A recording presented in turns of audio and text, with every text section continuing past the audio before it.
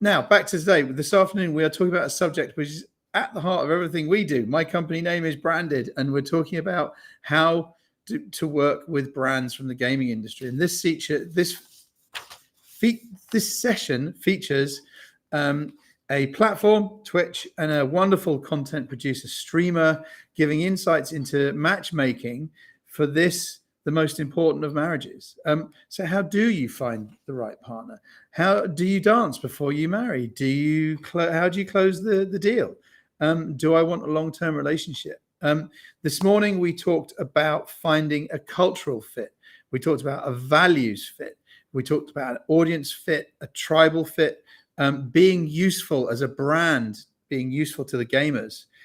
We talked about having clear KPIs. If you're a gamer or a streamer or a platform or a team, how do I sell to a brand? And we talked about having clear KPIs to your project before anyone's going to give you a brand engagement. This afternoon, we are joined by Gemma Battenbough, who is from Twitch, and Deborah Sim, who is way better known as Wolfsbanee, and they're going to continue this conversation from a streamer and a platform perspective. Also, please, everyone out there, thank you, VOD loser, or VOD loser, matchmaker. Thank you so much for everyone joining. Get your questions in if you want to. If you want to ask Wolfsbanee or Gemma any questions about working with brands and stuff, please get them in into the boxes, and they'll be fed to me or Gemma, and we'll get them in. So hello, Gemma. We are going to lead off with a quick presentation from you, but before we meet Wolfsbanee, but before I hand over to you, please let us know who are you, what do you do for Twitch, and how do you personally get involved with that relationships between brands and the platform? Hi, Jasper. Hi, everyone. So great to be here today. Thanks for hanging around. So I'm Gemma Battenbough. I run the Brand Partnership Studio here at Twitch. And really, we get engaged. We work with brands to help them go live on Twitch. And so we're really sort of marrying up creators with the right brands and finding that fit or that marriage that Jasper just related to. So yeah, we act as Twitch's in-house creative agency, helping brands to go live and really engage with our audience and community. What a great job! Can I come and work for you, please? I'm gonna hand the baton over to Battenbough. Off you go, please. Amazing. Thank you for that. Well, thanks, everyone. I've given you a little bit of an intro to myself and to the team. What we do here at the Brand Partnership Studio is really help brands to engage with the Twitch community. And we work with creators to go live with sponsored streams, interactives, mini games, live events, anything that's going to be really exciting for the community and a great way for the brand to engage as well. So today, I'm going to lift the lid on some of the common myths with brand partnerships to share with you what brands are really looking for when they're choosing an influencer, the sorts of brands who are creating commercial content on Twitch, and how those content decisions are made when a brand is involved. And I'm going to use the few minutes up front here where we have a deck to go through to debunk some of the common myths in influencer marketing. And then after this session, I'm going to introduce the real talent, top Singapore streamer, Wolfsbanee, 2Es, to hear her first-hand experience of working with brands in the gaming and streaming space. Okay, so let's kick off with our first myth. So, when selecting an influencer, brands only care about reach, popularity, and experience. Is this true? Well, I'm pleased to say that I can reveal it is definitely not true when it comes to Twitch. What we find is that reach is, of course, relevant, and brands do find value with creators of all sizes. So what's much more important than reach and scale is finding a personality match between a creator and a brand, and we call this brand fit. And when looking for the right brand fit, we're really looking for three things. So we're looking to see if that creator has the right target audience. So we will match a creator's community to the brand's target customer. So are you speaking to the same demographic? If so, that's a really good sign that you could help a brand to grow their presence with that audience. Secondly, we look at whether the personality really represents the brand. So a good example of this might be, a finance client might want to partner with a creator who is a little more conservative, but a fast food outlet might want someone who's a bit more out there. And this encompasses really multiple factors. So it might be your interests, the type of content a creator is producing, and how they engage with the community. And we put a lot of effort in here to ensure that the right creators are always matched with the right brands. And then thirdly, when finding that brand fit, it's about brand safety. So now brands don't really want any reputational risk, of course, and so they'll shy away from negativity or swearing or any sort of risky content. And with Twitch being live, brands really need to trust that the creators can keep it clean, for a sponsored stream.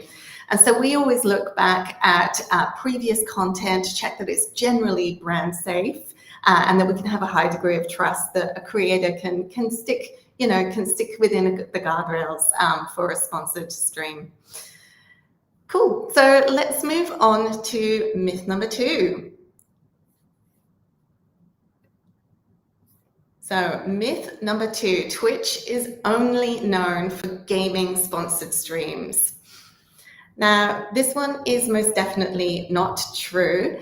In fact, nearly 70% of the brands that we're actually working at here in APAC are non-gaming brands. So you can see a lot of different logos there. Just take a look at them. We've gone live with a real mix of clients over the past year. I'm thinking Uber Eats, Lexus, Adidas, Gillette, Magnum, a real sort of range. And for me, one of the most memorable campaigns was actually a McDonald's one.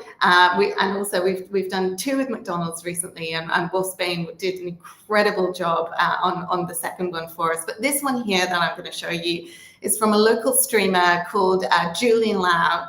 And she took it on herself to settle a debate about one of their most popular chicken products, the Chicken McCrispy. So let's take a little bit of a look at how that one went for her. Since its launch in July 2021, there has been high awareness of McDonald's Chicken McCrispy. But an online debate was impacting likability among Singaporeans. Because McDonald's Chicken McCrispy might be crispy, juicy, and tender, but just how spicy is it? To keep this online conversation going and drive positive sentiment, McDonald's wanted to let Singaporeans decide once and for all. Introducing the Spicy Debate! To fan the flames of the spicy debate, McDonald's turned to their most engaged and passionate customers, gamers. And who better to help than Twitch, the world's leading live streaming service? Twitch partnered with rising star streamer Julian Lau, who engaged, pause, laughed, oh my God, and not to mention crunched her way through a Chicken McCrispy fueled stream. Yes, McDonald's is selling buckets of chicken right now. Julian's highly engaged viewers voted for their favorite tagline live on stream. Can I use all? Can I use all the tagline? Which saw incredible viewing figures, driving the highly engaged audience absolutely wild and increasing product likability and purchase intent. But the important question is, just how spicy is the Chicken McCrispy? Spicy meh? A bit spicy lah. So spicy, so shock. Choosing so spicy, so shock. After 19,600 votes were counted, Singapore decided, a bit spicy lah. And yep, it's thanks to the tasty, juicy partnership of McDonald's. If you weren't hungry before, I'm sure you probably are now. That sounded amazing, that crunchy chicken. And it's a really great example of a brand activating in this space. So finally, our final myth for today. Now, do brands actually have the final say on content for branded streams? Now, I've got to say this one is far from true. It's a common misconception. Of course, brands do have some influence, especially on how their brand is represented, but collaboration is really key. And no one knows your audience better than the creator. So we know that our creators have built up really vibrant and active communities from the ground up. And so that's really what brands want to tap into, that authentic connection with the community. So we tell brands to work really closely with creators on the concept and follow some basic principles to make sure they hit the right note with the community. So firstly, embrace live. So creators are obviously experts at the unscripted, real-time engagement, and that authenticity creates a real positivity for the brand.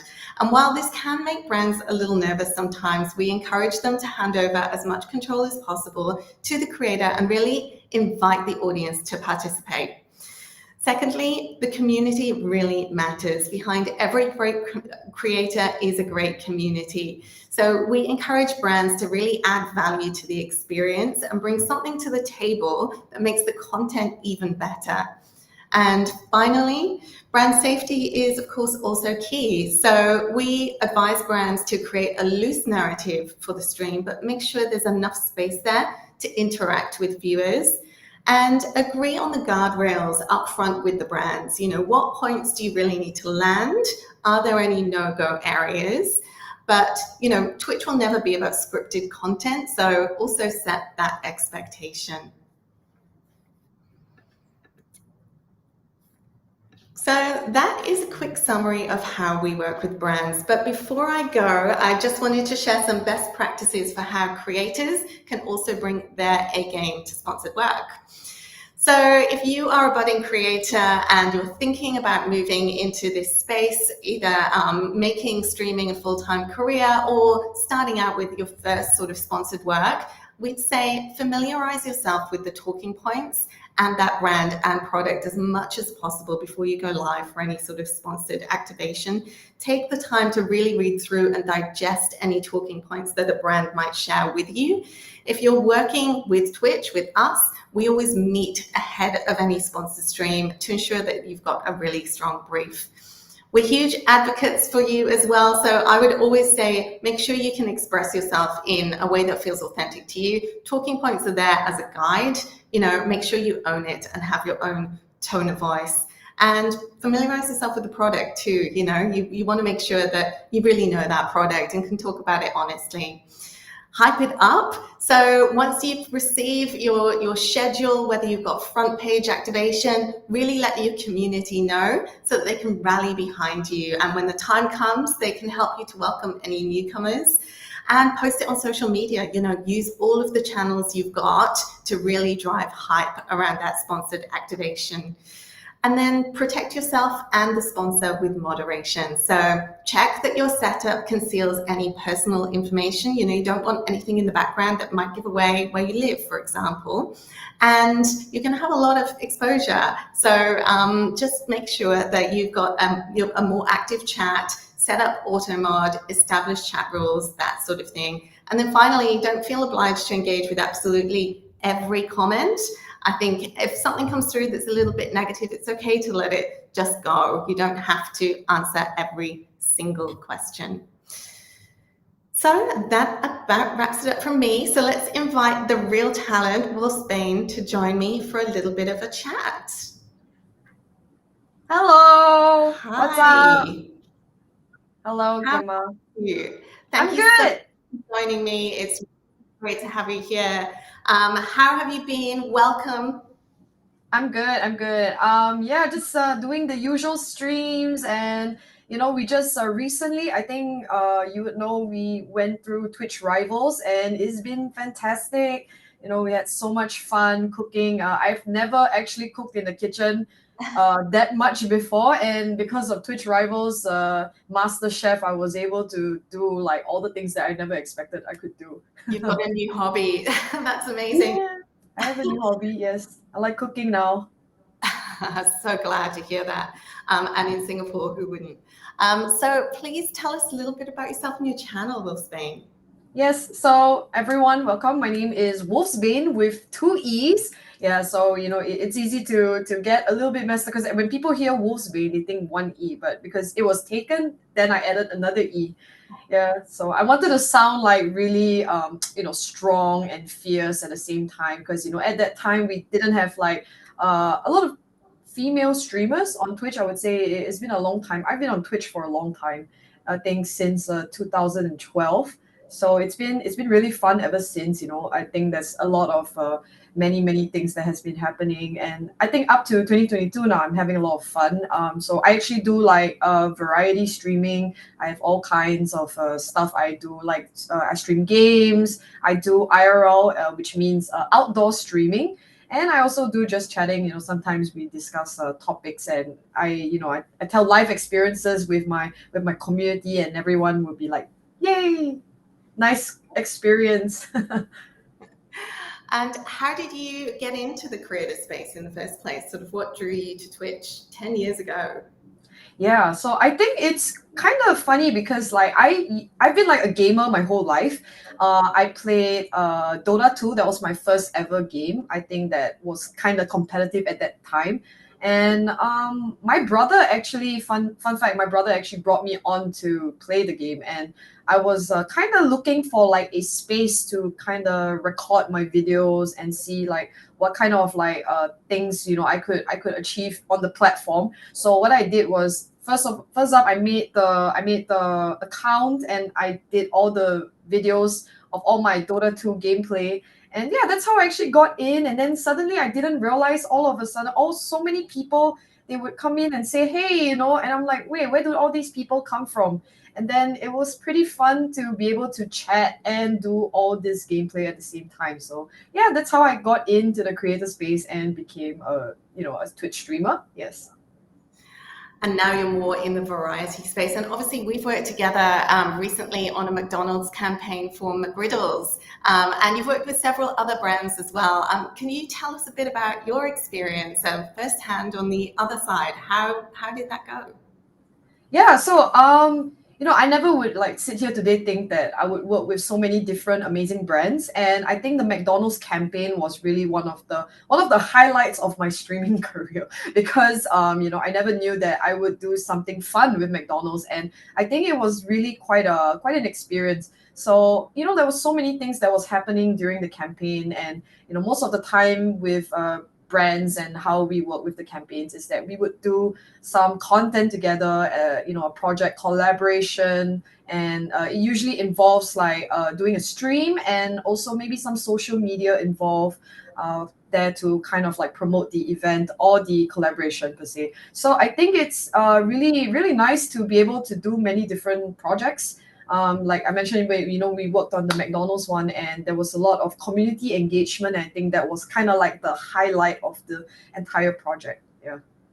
Oh, fantastic. And when you get approached, from a brand like McDonald's or other brands, how do you sort of assess whether this is a right fit for you? So I think what's really important is about checking out like the objectives, I think first and foremost, and whether when you have first contact, I think these are the things that you do have to go through. And I think it kind of like is in a way we have to see if our ideals can align together to work on the project and collaboration. And I think most organizations, like at first glance, they usually go through like agencies or something, and smaller companies, I do talk to them directly. And I think like most of all, the first option is kind of like to get all the details down, like like for rates, portfolio, demographics, what kind of audience we have as content creators. And then from there we can easily connect directly with all these brands to be able to see what suits their needs. Yeah. And what about brand safety? How do you sort of handle that with your stream and with your content, your community?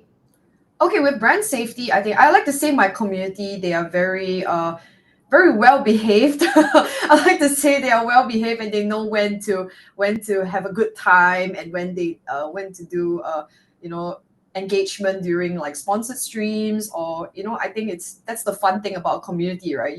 I kind of tell them in advance what I will be doing. I share as much information as possible that I'm able to share with them, and let them know like exactly what will be happening, and they all act. I think like I'm very lucky to not be able to have to tell them exactly what they need to do. I think they just know, and that's the beauty of that.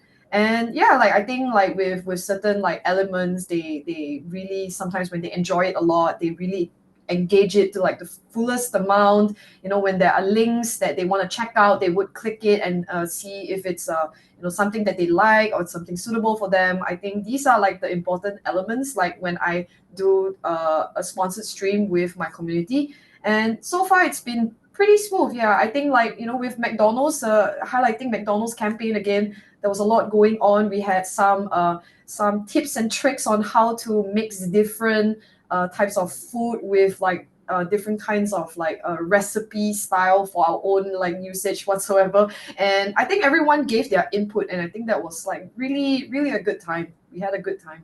Yeah. And that sort of leads me on. I always feel like the Twitch community is quite welcoming to brands. Like, what do you think about that? Like, does your community enjoy this sort of content? Yeah, most of the time I think they do, because like with like content creators such as ourselves, we do have to filter like all the types of brands that we have to work with, and also the kind of content that we're producing. I think which brings me back to the first point earlier on. I was mentioning it's really important to see if like our ideals can align, and from there then we are able to do content and create it to the best of our ability for our communities to enjoy. Yeah. Amazing. And last question from me, but if the audience has any, please do throw them into chat. What advice would you have for brands when working with creators? Okay, so with brands coming in, with Twitch and also like working with content creators on Twitch, I think it's really important that we don't just look at numbers. Although yes, numbers can be important to some extent. Yes, we have many different projects that do require more people watching and everything. But I think like what we need to know is that we shouldn't like lose sight of like other creators who could possibly bring a lot of value to you as well when it comes to working with different kinds of content. And I think it's more about like seeing which creator suits your needs the most, and then finding these few talented creators, and then doing a project together and see if it works for you. Amazing. Thank you so much for coming on and chatting to us today. I've really appreciated and loved getting your perspective from the other side of the fence. I am going to invite Jasper back now for a bit of a chat. Hello. So thank you, Gemma, and thank you, Wolfsbanee. Please both stay, because we got some questions for you, but that was fascinating. I've been learning. I mean, I think to hear what you were saying about when you are working with a brand, to be authentic, use your own voice, protect yourself and the brand. That was really interesting to come from both sides, and the whole idea of collaboration. We've been talking about collaboration with gamers and music people and sports people, and to this whole idea of 1 + 1 equals way more than 2. Wolfsbanee, I've got a question for you. I was going to ask Gemma this question originally, but I'm going to ask you, Wolfsbanee. We were talking then about, I think, creators who got to a stage in their career, creators, streamers, gamers, who've got to a stage in their career that the brands are coming to them and saying, "Hey, can you help me?" Where does it start? What do you need to be able to call Coca-Cola, to be able to call Samsung, or no, sorry, to have them calling you? But what is it? Is it about your size of audience? Is it about the kind of channel? What advice can you give streamers who are just starting their career to be able to work with brands? Because it's a very important revenue stream.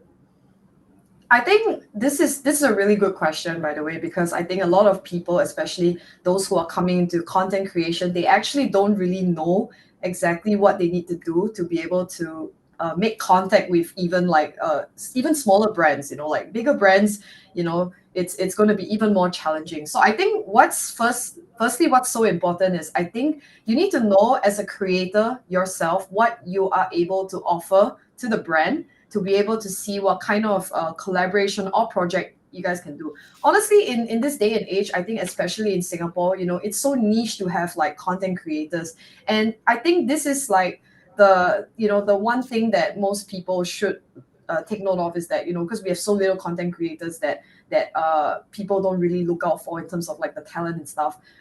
We don't have that much exposure, and I think it's really important for us to put ourselves out there to let them know, hey, we have these like content creators here. Hey, I'm a content creator. I need to to find my voice and let you know that I'm able to do these things. So I think how to start off with, I would say, like, maybe just do like a simple email. You can never know how to you never know what happens, basically. So I think doing a nice simple email, if you're able to find the contact to do so, send them an email, tell them like you have some ideas you like to share with them, some things you want to do with them, and maybe they might actually let you know, hey, we're interested to do something as well, and I think let's have a talk. So I think that's one of the starting points that people should look out for, is finding the means to be able to send them a contact email, a call, a message to let them know that you are interested to do something with them in the first place. I think that's really important. Yeah, it's a fabulous answer. Leslie Ung has been sending a message saying, "Oh, I had a similar question." So Leslie, get us another question, and we'll get it to Gemma or Wolfsbanee. And Wolfsbanee, that's brilliant. This whole idea of sell, right? I mean, there's that wonderful quote in the Glenn Ross movie where of always be closing, but what you're saying is always be selling. Yes. I mean, ultimately, content creators we are literally our own business, right? We have to show that, we are kind of like some entity that, we can kind of collaborate with others, what kind of value we can bring to both, not just the party we want to work with, but the part ourselves as well. We want to know how much value we can bring just for both sides.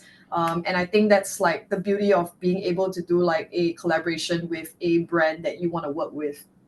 Fantastic. Well, also a shameless plug here, but if you come to All That Matters in September, we usually have about 250 CMOs in the room who want to meet you.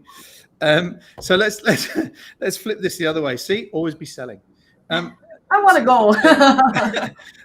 There you go. It works. So Gemma, we talked about what a streamer needs to do to work with a brand. You mentioned your awesome presentation. You talked about a lot of brands that you're working with. You talked about the McDonald's example that everyone is now really hungry, and there's been tons of comments in the thing saying I'm hungry now. Aside to McDonald's, with your experience and all those brands you work with, who do you think is getting it right from a brand perspective? Why are they getting it right? How do you think success has been measured? That's a really great question. I mean, the brand that springs to mind for me, who's done a really great job of engaging with a gaming audience on Twitch, I think is probably Pringles. Now, Pringles, they had a bit of first of all, they started in research, right? So they had research that suggested that gamers like Pringles more because they leave like less oil on your fingers. So they had a real sort of right to play in this space. And then when they entered and when they started working with Twitch, they did it over a long period of time. So they really built up the trust of that community. And I'm thinking in particular of one activation they did with a character called Frank the Zombie. And basically they took a character out of a game. They pulled it onto Twitch during a live stream, where this character, Frank, could really engage with streamers, with audiences, and like chat back. And basically, chat got to sort of like shape this character before he went back into the game and sort of as a non-playable character. So I loved that Pringles had the bravery to hand over their brand asset to the Twitch community and to streamers, and actually let the community shape it. And I think that's really what we're trying to coach brands on is, don't be controlling about your brand too much in this live space. It's this two-way conversation. Let the audience shape it and have some sort of equity in that brand. So, yeah. Great answer. And that question, I'll also give a shout out. Peter Boxer in Hong Kong also asked a very similar question as well about the examples of brands and games. And it has been coming through this whole thing that don't just stick your logo in there and expect people to click on it or go out and buy your product. You have to be useful. You have to align in with the game. We've got a question. Leslie's come through with another question for Gemma. Is Twitch actively looking to connect brands with creators? If so, what do you guys look at to help creators connect with brands approached by Twitch? I think the question is, how are you helping? So yes, we are actively, we actively look for new creators to work with brands on a sort of everyday basis through my team and also through the partnerships team. It's really when we're looking for what we look for, I mean, it's really about someone who's super engaging, someone who can really sort of hold a conversation with their community in that two-way way. And usually we do love variety streamers because we know we can bring a brand that is maybe, from outside of the gaming world, and they can sort of still carry that conversation too. So I'd advise creators who are starting out to really sort of showcase their variety and experiment with new things, experiment with new technologies. And I think it's fine, as Wolfsbanee was saying, to like approach brands as well with ideas, but pick the brands you really genuinely love, because then I think that authenticity will really come through. It is nice to go to a brand and say, hey, I'd like to work with you, not because there are, I mean, that opens a very interesting door. I mean, for all the, we've been working with creators for 12 years. And what always fascinates me is the number of deals that creators and streamers and gamers and, influencers turn down. Mm-hmm. So Wolfsbanee, let me ask you that question. Rather than how do you work with brands, do you and how important is authenticity? You mentioned it earlier, but how many deals do you turn away because you don't like the brand? I think it's not really about the brand, I think it's ultimately about what they require you to do. So I think, like, for me, there are some brands that I feel that do not align with like what I really want to do, and it's okay to turn them down just because, like, that there are some factors that that you probably cannot kind of like promote, I would say, because if you're going to be accepting a brand job or like something that you want to do with this brand, I think it's very important that both sides do have like an agreement when it comes to like the things that you guys want to do. So ultimately, during like talking to the brand and like saying, maybe if you guys are discussing about what you want to do and whatnot, there might be some disagreements in the process, and it's very natural because sometimes they want to do certain things this way, we want to do certain things this way, because we know the platform better, and they would know their brand, they would know their brand better. So I think it's all about coming to a balance point and to like meeting each other halfway to be able to know exactly what you want to do. Yeah. And managing expectations, right? I mean, because essentially the brand is giving you their brand to do with not what they're not going to give you a storyboard, right? I mean, we used to brief brands to say, look, tell the creator what they need to do and what's nice to do, and we'll try, and then you can. But it's always fascinating how this authenticity comes through all the time.